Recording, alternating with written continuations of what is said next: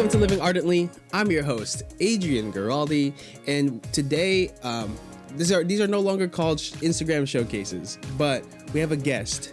It was made very clear to me that having guests on the podcast was something that was huge, and promoting people who are on different parts of from the world of Catholic world, like whether it's Instagram, podcasting, musicians, like.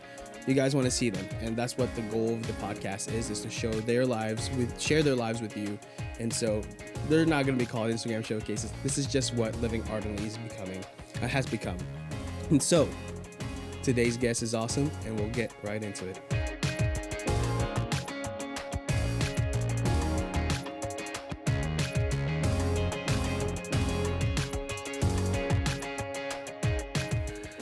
So today's guest is a convert to Catholicism, and I'm super excited to hear her story. She's a recent grad from Whitworth University. She's a Catholic feminist, and you can follow her at The Crazy Catholic on Instagram. Please welcome my guest, Emily Therese. I'm pinned. There you go. There we go. Welcome. Hi. I'm excited to be here. Yeah, I'm so excited to have you here, and it's really funny because we were just talking before. I was going to reach out to you during our COVID collab month, and you were like next on my list. And then if I had a few people like not be able to or wasn't I'd never responded. So I was going down the list, and just at the end there was you, and the person who was on top, who was on above you on the list, ended up happening, and then. What was funny was before I was gonna message you, you messaged me, and I was like, "Hey, I'd love to if you need a guest, I'd love to be on." I was like, "Oh, that's so cool!" Yeah, so awesome. I love it. I love how great and how the Catholic Instagram just brings people together and makes connections. And again, I'm in Florida, and you're all the way in where?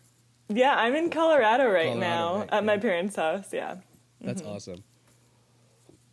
So I love doing these games before those COVID collabs that we did last month, and I wanted to continue doing them. So, if you don't mind, we're gonna do some rapid fire questions, and see how fast you can answer these questions. If I can stump you on any of them, all right? We'll you ready? See. Yep, I'm ready. Okay, cool. All right.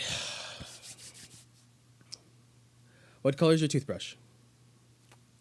Oh no. Got her.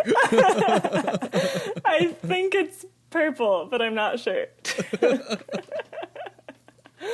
Oh, that's fantastic. Great start.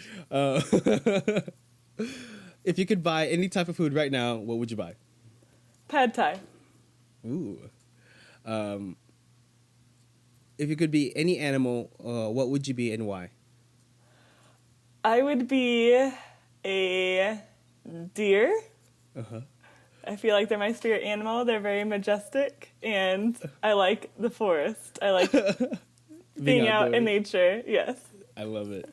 What is one of the things you would put on your bucket list? Ooh, hiking the Camino in Spain. Ooh, me too. I'm trying to get that to happen. But yes. Right now overseas traveling is looked frowned upon. Right. Who is your favorite superhero and why? I'm not a huge superhero person, but I like Wonder Woman. Awesome. Yeah, I love that movie. It's so great. That's so great. I thought you were gonna pull out a saint. I was like, yes. Oh yeah, that would be good. Probably be more accurate, actually. That's amazing. Who do you admire the most? Ooh, cliche to say, but maybe my mom or my parents in general. Yeah, that's great though. What is your favorite summer activity?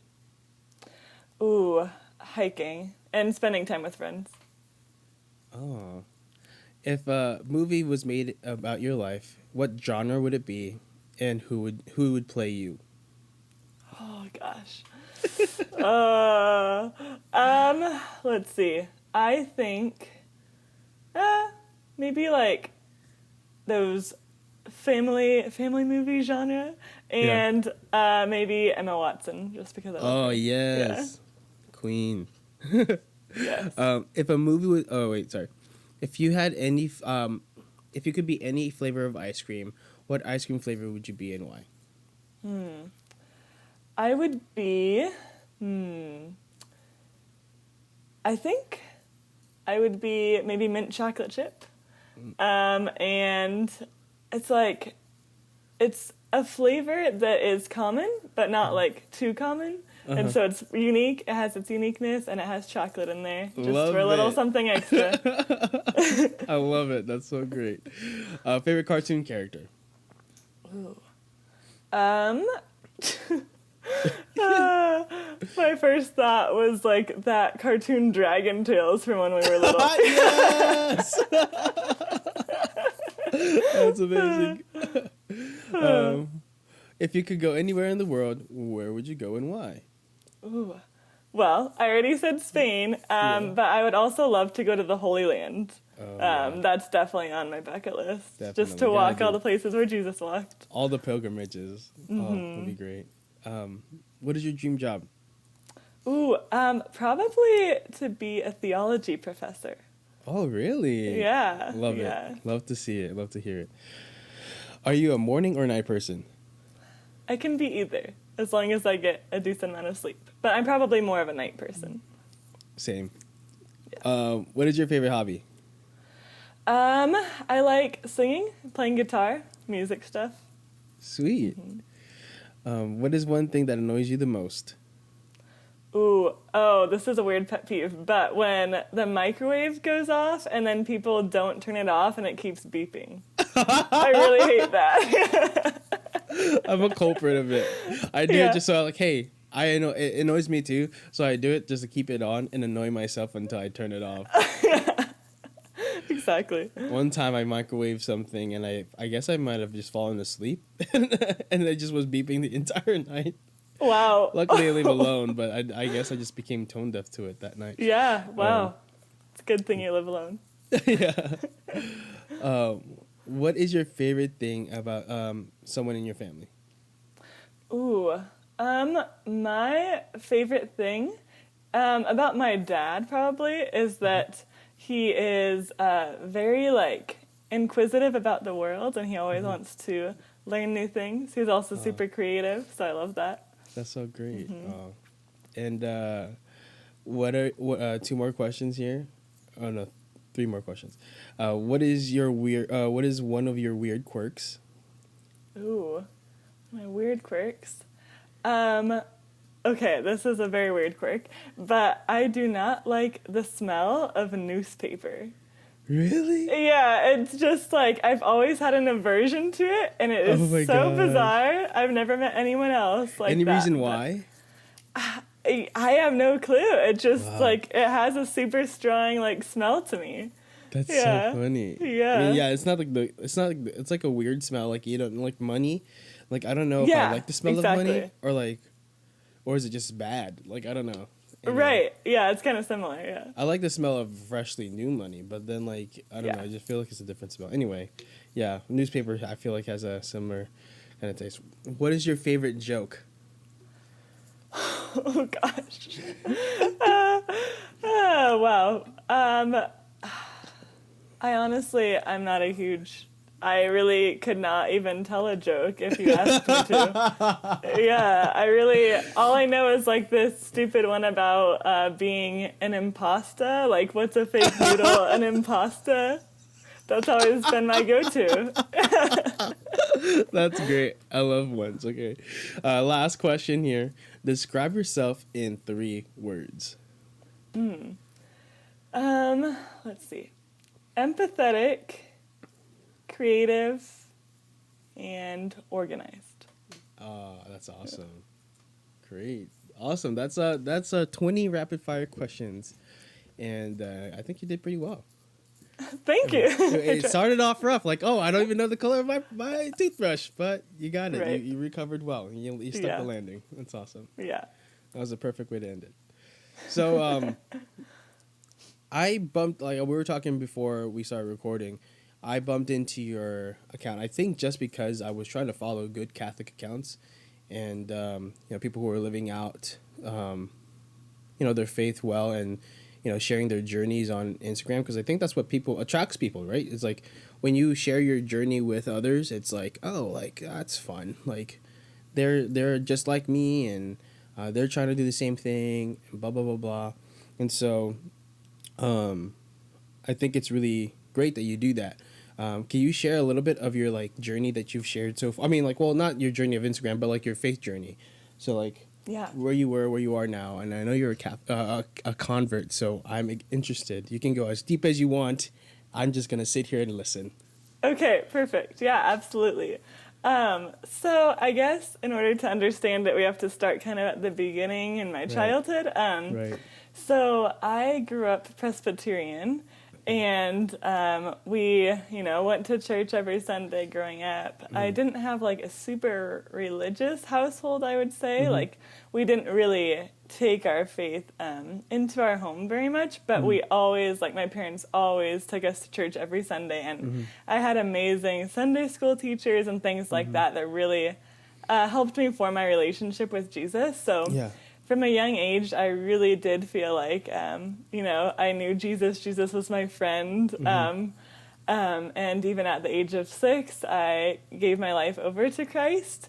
And then I also went to Catholic school at that time. So really? I kind of had that influence as well, because I lived in California at the time, and the area we lived in just wasn't the best. So my parents sent us to Catholic school to get a better education. And so I was always kind of surrounded by it. I had some Catholic friends growing up, but I never really paid attention much to the actual, what theology of Catholicism, I guess. I was a kid, so I didn't really absorb, like, what Catholics believe and all of that. And so it wasn't until I was going into sophomore year of high school, my friend, one of my best friends in high school, was Catholic. And so her mom actually told her, oh, you should take Emily to this program called Totus Tuus. And I don't know if you're familiar with that. Yeah, okay. So it's basically, for those of you who don't know, it's this kind of, I would say, VBS on steroids type of deal, but for like middle school and high schoolers in the evening. And so my friend took me there, and I was able to kind of blend in with all the Catholics at first. I knew the basic prayers and all that, so no one really knew that I wasn't Catholic. But then about a few nights in, we had adoration. And I'd never experienced adoration before. One of the missionaries gave a talk about the Eucharist and how her family converted. And that really sparked my attention, because they were converts. And so I never even realized that Catholics believed that the Eucharist was the true body and blood, soul, and divinity of Jesus. And that in that weird? moment... Yeah, it was crazy. I mean, going to Catholic school, I guess that had never become clear to me for some reason. But anyway, so she was speaking about that, and it just kind of blew my mind, and I started thinking to myself, wow, could that really be true? Because in my church, it was always a symbol. And we also only had communion once a month at my church as well. So it wasn't like a huge part of my faith. And so then we went into adoration, which I had never done before. And I sat there praying, and I just wondered, could this really, like, be Jesus up there on the altar? It looks like a piece of bread. And I was just so confused at that point. And I remember going and asking some of the missionaries to pray for me. They had, like, a prayer team in the back. And so I went up to my small group leaders, and I asked them to pray for me. And they did. And it was the most peaceful prayer, one of the most peaceful prayers of my life. And then when I opened my eyes at the end of the prayer, I just heard Jesus speak to me, and he said, Emily, this is my body and blood, and this is for you. I did this for you. And at that moment, it hit me. And and then I just knew in my heart that that was truly Jesus, and that really was the start of my journey. And I started researching after that. I went back to Totus Tuus the next year by myself, actually, and I had an experience in confession as a non-Catholic that was really powerful. And so then that caused me to even research more. And by the time my junior year of high school hit, I went through RCIA, and then due to like family reasons and stuff, my parents were going to make me wait until college to actually come into the church. And then eventually senior year, I managed to convince them otherwise. So, so I came in to the church Easter of 2016.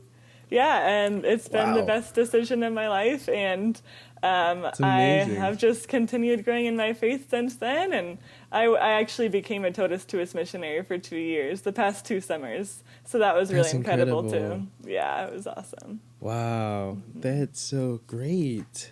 Yeah. Shoot, what a story. So, are you post-college now, or are you headed off? What is you've probably, like, what are you going to be doing? Yeah, so I just graduated in May, and obviously it was different. We didn't have our regular graduation, but we're having one in October. And yeah, I loved college so much. My college was the best. But I am planning, so I majored in elementary ed and minored in theology. And I just got a job as a 2nd grade Catholic school teacher. So I'm super excited. I'll get to, help guide them through all those sacraments that they receive in 2nd grade, which will be super awesome. And that your witness is going to be so great for those. I mean, those little children, those 2nd graders are gonna probably learn so much from you. So that's exciting. Wow, I'm really excited. Yeah. That's so sweet. So, with you converting, I just want to go back to a little bit. Yeah. Was it really? I mean, you shared a little bit, but like, were your parents very hard to kind of like to let you do that, to make that decision, or how was that? So yeah, it was kind of a mixed bag. My parents obviously aren't anti-Catholic because they sent me to Catholic school and all of that. Obviously. So they've always really enjoyed like aspects of Catholicism and been very open to it, which I'm really grateful for. And the thing about it was the whole aspect of unity. They wanted our family to be unified and for us to keep going to church together on Sundays. And so that was the difficult part. They also kind of thought, I think at the time, that it was almost a teenage phase or something. Right. So it was kind of difficult with the season of life that I was in at that point. Right.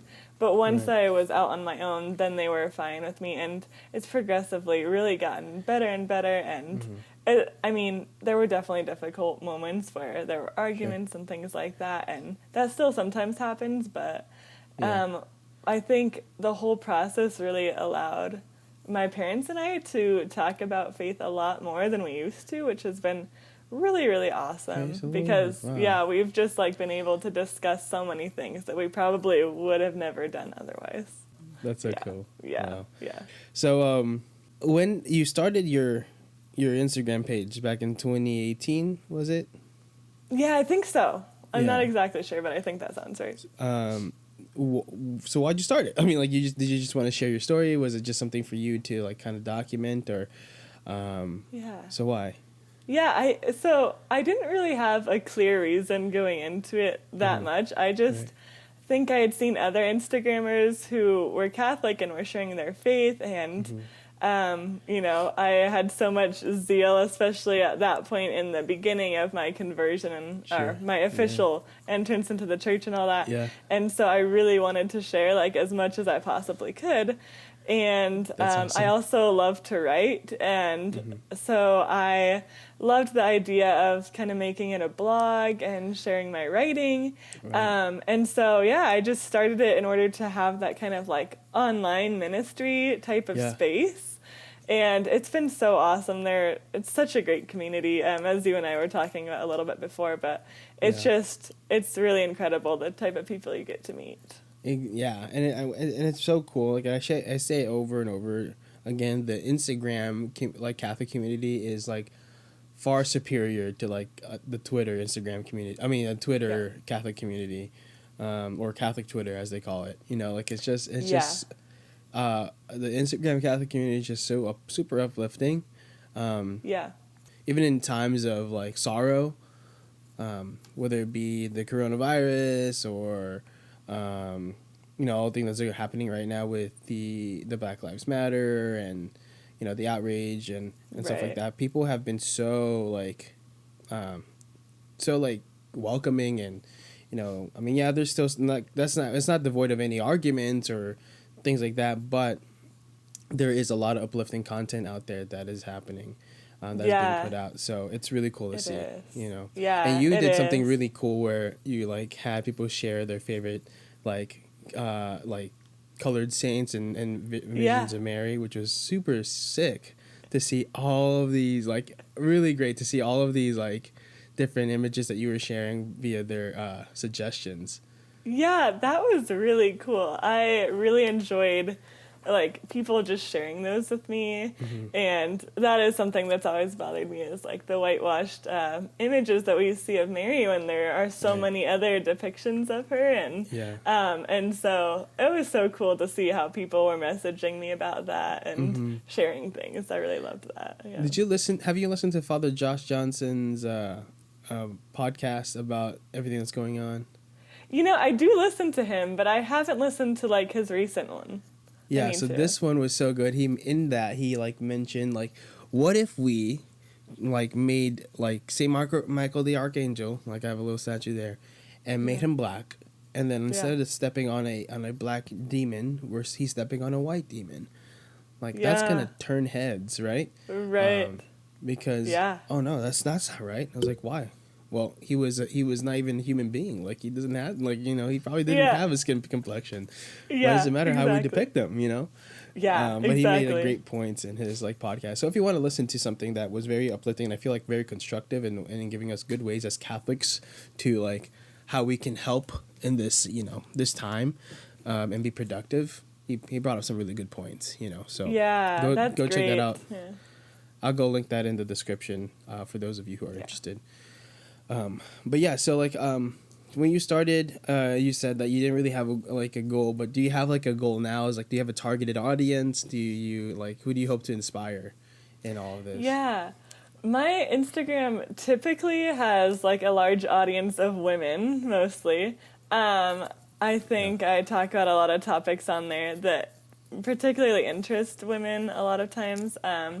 But I would say it's like a pretty broad age range. I have like some, people my age who are, single and everything. And then I have a bunch of moms, and it's really great just to see all the different types of people. Yeah. And then of course I do have like a small like male following as well, but it's, I would say, exactly. Which is awesome. Yeah, that's so awesome. But I think, just the goal of really sharing my faith, sharing what's on my heart, and also interacting with other people, like I said, in that kind of community aspect. I guess I forgot to mention earlier that coming into the Catholic faith, the difficult part, honestly, one of the difficult parts was finding that Catholic community.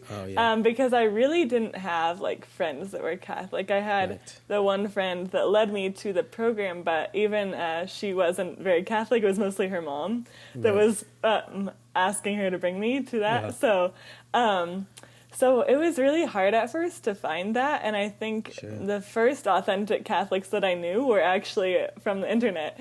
And it really is. And now, obviously, like through college and ministries I've been in college, I know awesome Catholic people, but it still was kind of that social media platform that first made me feel connected and like I wasn't alone in this faith, and that there are other people who are, growing in that as well. Yeah, that's so great. I mean, like I said, I've made so many friends on, like, good Catholic friends outside of, like, the ones that I already had. Because I went to Catholic college. I went to Ave Maria University, so, like... I was surrounded by Catholicism. There's a chapel in every dorm building. and like it was phenomenal. But it was like the reality is we're not surrounded by Catholics in the like after you leave college. So it's just like at first you're just like, where are you guys? Right. You Right. know? Yeah. Yeah. And I was Right. blessed to find my Catholic community here. And it's like a solid, like, we're not just talking about like, theology on taps once a month, but we're talking like weekly meetings where we're sitting and talking about deep theology and deep philosophy. And the title of the group is School of Humanity. And That's awesome. so beautiful. And like we learned so much. And, our relationships that we've built through that, it's very unique and not common in amongst young adult like groups. So I was like, wow, I just kind of like was guided here by God to kind of, find something I'm craving for, which is that good Catholic relationships. And like you said, it's hard to find, especially for our age range. We're very spread out. Yeah, exactly. Right, so, and moving like all the time, and it just kind of and on top of that, I mean, but the greatest part of that is that we are able to connect through social media in the way that we are, and like the people that I've had on the podcast now, like they were just once people I like followed, and now are friends of mine. Like I'll text them and like greet them. We were talking about Kipsy earlier, and it was her birthday a few days ago, so I sent her a little birthday shout, like a text, and it's like, hey, like praying for you today, like God bless, whatever, something like that. And it's a few other Catholic people that I've been following, it was their birthday, so shot them a text like, hey, happy birthday, praying for you, whatever. So it's like, what a blessing to have this community online, and I think is often like taken for granted, or like that's why I said before, and I say it again over and over again, like I never tell my teens, because as a youth minister, like my teens want to know, like, or their parents want to know, like, how much time is too much time on social media. I was like, well, if it's taking over the life, yeah, but if they are curating their Instagram feed to things that are more uplifting, then it shouldn't matter how much time they spend on it, unless they're taking time from your family time, right? Right. But honestly, if they're on there and they're learning about their faith through stories like yours and like, say, Meg Wells or other converts like Avery and the Living Person and everything else, like, if they're following these amazing Catholic like sources, Father Josh Johnson, like Catholic speakers who are putting out content that's helping them learn their faith in that field of youth social media, I mean, if they're on it all day, say they learned like a lot about, they could be listening to a podcast by Matt Fradd and learn so much about Thomas Aquinas, like, who knows? Yeah. So absolutely. I don't tell them to get off. I just tell them to be prudent and curate. Yeah. Yeah, absolutely. That's great.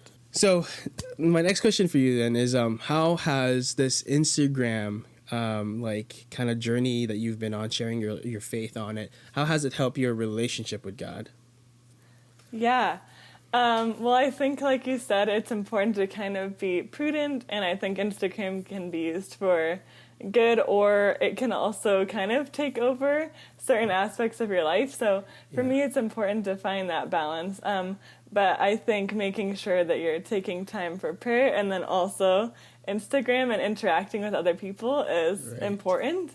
But I think seeing other people's faith journeys, again, like we were kind of talking about, seeing what they're sharing or what they're reading even, kind of inspires me. Maybe I should take a look at reading that book again, or like a spiritual read that I've always wanted to read and I've just kind of forgotten about. Ideas that they come up with, or ways that they relate to God. I think such an important part of faith, and a really amazing part of how God interacts with us, is how it's always so personal and so particular. And that has been standing out a lot to me recently, of just how God knows each of us individually. And so when people share those things, it's really amazing to see how God is interacting with them in their lives as well. That's so great. It is, like I said, it's such a blessing to be able to journey with people because of it, and those who are sharing their stories. I think it's what attracts the following, like if you're being authentic, and like I was talking to, when talking to Meg Wells, like she really just the only reason why she felt like people started following her is because she was real and authentic in her stories, which I feel like you and a ton of other Catholic Instagrammers do. Is just they're authentic, and people crave authenticity. We always have, right? And so I think that is a beautiful thing that you guys get to journey with these people, and sharing your journey is helping a lot of people. So yeah, we're going to take a quick break right here, and we'll be back with more with Emily. So for those of you listening on YouTube, right now you're getting a different ad than you would if you're listening on the audio format of the podcast. And that's because we are doing different ads here. on the audio form, we promote Anchor so we can get some ad revenue from there. And right now we are using this slot on YouTube for anything else. We will also include these slots into the audio format, like as part of the ads as well. It just then becomes back to back sometimes. So if you want to use this ad slot for anything for your company, or we can talk, I'll reach out and this could be a slot for you. Right now, if you want to support the podcast, please go to Anchor and click on the link in the description below and support us financially by donating $1 a month, $2 a month, whatever you can. Anything and everything is welcome and very, very appreciated. So if you feel so generously to do so, and if you enjoy the podcast, that'd be cool. Eventually we will start a Patreon, but for now, Anchor is the way that we are setting up our donations. God bless you, and thank you for considering. Let's get back to the episode. So we are back with Emily from The Crazy Catholic on Instagram. Super excited. We've been having a good conversation here.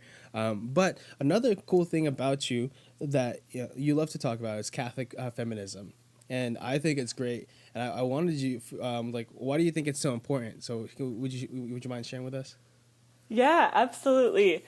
So I've had a whole journey within feminism and all of that. And in high school, I used to, for a time, consider myself kind of an anti-feminist, but then I realized that feminism was so compatible and integral to our Catholic faith. And so I guess I'm simply a feminist because I believe Jesus was. Yeah. And I think that the church ultimately is feminist and does uphold women, but sometimes there are people in the church, because we're all sinful, who might not do that. And even in our world, the larger culture, a lot of times we see that there's this twisting of true feminism, in my opinion.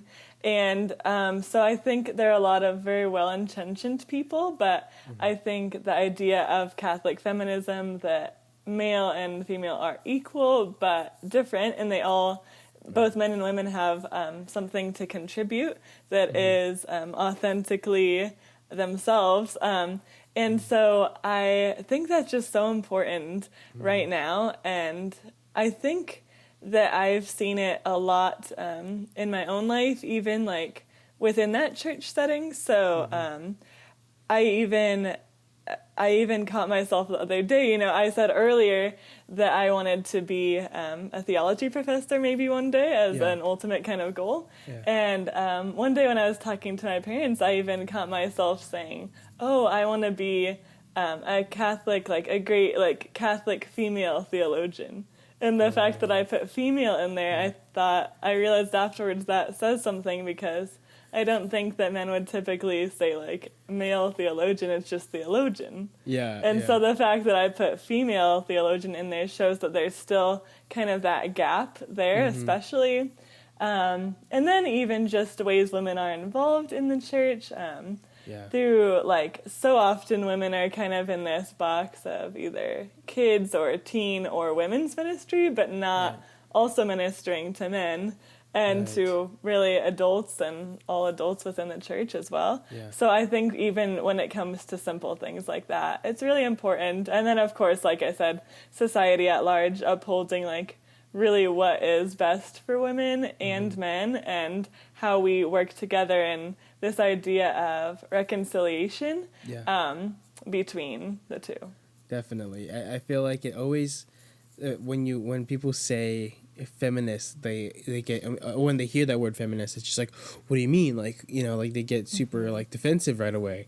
and like they Yeah. don't give time to listen sometimes. And then, so I loved it, how you go about it, and you share some stories on, you have like, I think you have a highlight with Feminism, and I was like looking through it like a couple weeks ago, and I was like, oh, this is great, this is good content, and so I'm all for, like, a lot of my friends are women. I mean, I just have a lot of friends. I just was growing up, I was always Adrian and the girls, as they said. Yeah. And like even 10 years ago, there's like a picture of me and my confirmation class, and it was just me and my three friends, my closest friends in the group, which were females. And I was just like, it's always That's Adrian awesome. and three other girls. It's so funny, Yeah. or two, and. And so, like, all these great great Catholic women are doing so much great Catholic things in this world. Mm-hmm. And obviously, women are a big part of our church, and we need to be able to lift them up in a way that is constructive and helpful, and not something that is I don't know, belittling, Right. So I think it's beautiful that you are out there doing that. And I've seen a few Catholic men who are also in like, who are very vocal about it too, and that's awesome as well. So Yeah. praise the That's Lord for super that. great. Yeah, absolutely. I will also continue on the conversation of, like, your a lot of your ministry is on Instagram. You sharing your journey, but it's also a ministry, right? You get to have these conversations with people because in this community of Instagram, right? So what are some of these conversations that you've had? What do they look like? Are they women who are, or people who are trying to find? Are they people trying to find like Catholic answers, or are they like, just trying to hear your story? What are the conversations like? Does that make sense? Yeah, absolutely. Yeah, I've had a variety, like a little bit of both, I would say. And I've had, especially when I first came out and shared my conversion story as kind of a larger blog post, I remember at one point I had a lot of people messaging me about that who were converts or who were in the process or thinking of converting, which was really cool. That's awesome. So I get like typically quite a few messages from people who are kind of in that process, and sometimes that comes along with questions about the faith, but most of the time it's more practical kind of life advice, or just, oh, thanks for sharing your story, things like that. And then I do get some messages about, certain topics I share, like feminism, or even like different ethical type of moral things. Yeah. And so that's just really cool to see people interacting like that. That's so cool. Yeah, I love like, I get not as much yet conversations, but I have people who come up and like, oh, like, I heard this podcast episode and just wanted some like some clarification, especially in the first season, because of the first season of the podcast, it was a lot of just topic-based podcasts. Oh yeah, which were great and helpful, great, but they're, I don't know what I was trying to do. I was saying last episode, when my anniversary episode, I was just like, why, like, I had to get to a point where, like, why is this podcast a thing? Am I just doing Catholic lessons? Like, is that what I want it to be? I was like, yeah, there's so much better people who answer these questions much more eloquently than I do, who are better equipped than I am. And so I was like, maybe that's not the way I go about it. And so when I started sharing people's stories and seeing the feedback from there, and hearing people was like, oh, like, yeah, I really enjoyed this episode. I really enjoyed hearing their story. Thanks for sharing their story. Da, da, da. I'm like, oh, wow. So this is the platform. And so I just love hearing the interactions that these, sometimes it can get negative. There's not, for me at least, but there have been, guests that I have on that get backlash from their people or people who are following them. And, especially I was talking to Meg Wells when when we talked, I think she mentioned in the podcast, like, sometimes it gets so bad, like, you just have to block them. Like, yeah. People who are out there that are just literally out there to get you. And I haven't had any of that yet, but I know it comes with the territory of, of having a platform of sorts and being a voice. And so, Yeah, for sure. But it's great to hear the conversations that people are able to have. And, it's really great to hear that people who are, thinking about converting are coming and sharing and opening up to you. And what a blessing that is. Yeah, Yeah, and you're right. Stories are so powerful. I think like we're so naturally wired to love stories, you know? Right. And so that's really incredible. I think there's a quote by C.S. Lewis about that, and I can't remember on the top of my head. Oh, yeah. But it's he a has good so one. many great quotes, yeah. Oh, he does, yeah. It's just like freaking rolling in quotes. Anything C.S. Lewis. There was a joke. I was like, oh, what would the Catholic, they said, if you die, what was going to be the quote on your picture? Like, what would it be saying? And I was like, it would just be me quoting C.S. Lewis. Exactly. Me quoting other people. Yeah. It's like, what would your quote be? I was like, well, I would just be quoting, C.S. Lewis or other or Catholic saints and stuff. So I know. I mean, they have great things to say. So, Yeah. Like, I think their things are timeless, and here I am. Yeah. I'm just Yeah. Anyway. Exactly. So what is the biggest lesson you've learned during this time of being Catholic? What is the biggest lesson you've learned? Ooh. Let's see.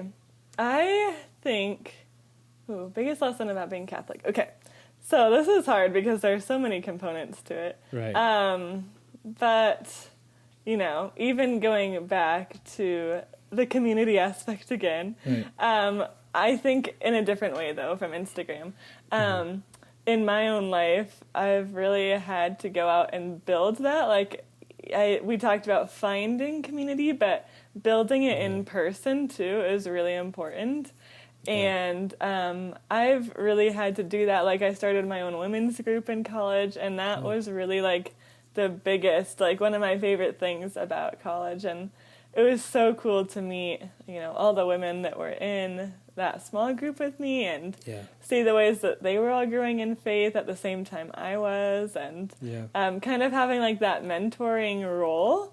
And so that's a really big deal. I think college showed me a lot about my faith, too, because it was really like end of high school, obviously, when I entered the church. So it was college when I really started living like the Catholic life, truly with sacramentally and everything. Right. And so I, especially, being at a Presbyterian college, since, I grew up Presbyterian, so I'm very comfortable with that environment. But having that Catholic community, having my small group was super important. And then also, because of my background, I'm very into ecumenism as well, and the relationship between like Protestants and Catholics. And I think that's so important. My family is all Protestant. My best friends, a lot of my best friends are Protestant as well. And like, I just think there's so many misconceptions in both directions, and so really like just interacting with each other is so important. And I've found that my friends especially are so supportive of me in my faith. Like they love they've learned so much about Catholicism just like because I've talked to them about it, and they even make like Catholic jokes all the time, and it's great. So great. They're so supportive, and I think that is really important in our faith as well. Kind of, building that restoration between people again, like I was talking about in feminism, it's kind of the same thing. Just like restoring those relationships, which is a big part of what I think Jesus came to do as well. Praise, definitely. Like my one of my best friends growing up, and in high school and stuff, especially, and like we had a group of us. We're all Catholic, and then there was him, who was a Protestant, and he works like he was a worship. Now he's not currently. I don't know if he's currently, but he was a worship leader, became a worship leader in Calvary Chapel, like a Calvary Chapel church, and he was like always with us, always loved us, and we always loved him, and no discrepancies around like the fact that he was Protestant or we were Catholic. We respected him, we respected each other, and we had these theological discussions civilly. We never I was like, I was like, what do you guys believe in this? And then like we would have a conversation, and it was just like two friends talking, normal. And so like exactly. If we were able to do that with every person that we met, and who were of the different mindsets, I think this world would be a lot better if we were just able to listen and understand. But there was a quote. It's like far too many people listen to respond rather to listen to understand. And I was like, Yeah, that speak is it very louder. true. Yes. So true. So, it's really beautiful to see that you as well have like a lot of friends that, are Protestant and who are supporting of you as a Catholic. Because again, there's like it's very often misconstrued, like right. what we can do. So praise the Lord. Yeah. Yeah, I'm really thankful for that. Yeah. Well, speaking of your friends, growing, like when you were becoming Catholic, we asked about your parents' reactions when you became when you converted, but like, did you have friends that were like, of a differing opinion, like when you were like, oh, I'm gonna become Catholic or something like that? Did you have any of those? Yeah, I've just been really grateful for how like my friends have responded in general, and even in high school and stuff, my friends were really supportive of it. And the day I entered the church, they were like so excited for me. And again, like none of them were Catholic; they were all different like denominations of Protestant for the most part, and so. It was just really cool. And I would say I have like a lot closer relationships with friends than I did in high school. Like in college, I made those really awesome relationships. And again, like you said, we talk about theology all the time. We're just able to talk about it as like normal people, just person to person, and it's just so great. It's so interesting to have those conversations too. Praise. That is so awesome. What a blessing to have that relationship with people, because if like I said, like if we didn't, I feel like this world would be a lot more shattered if we weren't able to have these connections. And because we have these connections, it gives me hope that someday a lot of us, majority of us, will be of the same mindset, like not same mindset like, Catholic, but like being very peaceful in how we communicate about differing opinions. Yeah, exactly. Yeah. Awesome. So what is your message, the last few things here, what is your message to those Catholics out there, or non-Catholics maybe, who are thinking about becoming, maybe you have a message for those who are thinking about converting to Catholicism or interested in learning more about the Catholic faith? What is your message out to them? Yeah, for the non-Catholics who are thinking of converting, I would say that even though it's hard, it is so worth it. And I know in my own experience, I felt like even though I did have to give up certain things, I felt like to not convert would be to go against Christ and his will for me, and that Christ is so particularly and obviously calling me to the Catholic Church. And so I would say, in the words of John Paul II, be not afraid. But it's the best decision. And even though it's hard, there's so many graces that will come from it. So that would be my message to non-Catholics. And then I think to Catholics and really all Christians, I would just say that it's so important, like keep pursuing God, keep growing in your spiritual life, but also know that it's not all about you, and that God is pursuing you so much more than like you could ever pursue him, and that he's always pursuing you. And that's something that I've been thinking about a lot recently, kind of this 95 to 5% rule that I heard about. I forget who I heard about it from, but it was basically like, 90, like think of like 95% of the time of God and like 5% of you, and how he's always pursuing you. Yeah. That's so great. Wow. Yeah. Keep pursuing God and let him and know he's pursuing you. Wow, that's a great one. I'm going to make that a quote. I'm quoting you on it. Quotable. That's awesome. That's amazing. So great. I like to do these at the end of the interviews here. What is your favorite Instagrams that you would like people to follow as well? Yeah. Oh, there's so many good ones. I think lately, someone that's really been sticking out to me lately is the Resurrected Collective, or just Resurrected Collective, I think. Caroline is her name, and she's just so awesome. She's so creative and is just helping. It's very targeted towards women especially, but she's really helping like women pursue their goals and their dreams and what God is calling them to. That's and really cool. she has this whole like creative workbook right now about getting your 7-year-old self back, and like what would she think, and kind of having the freedom to create.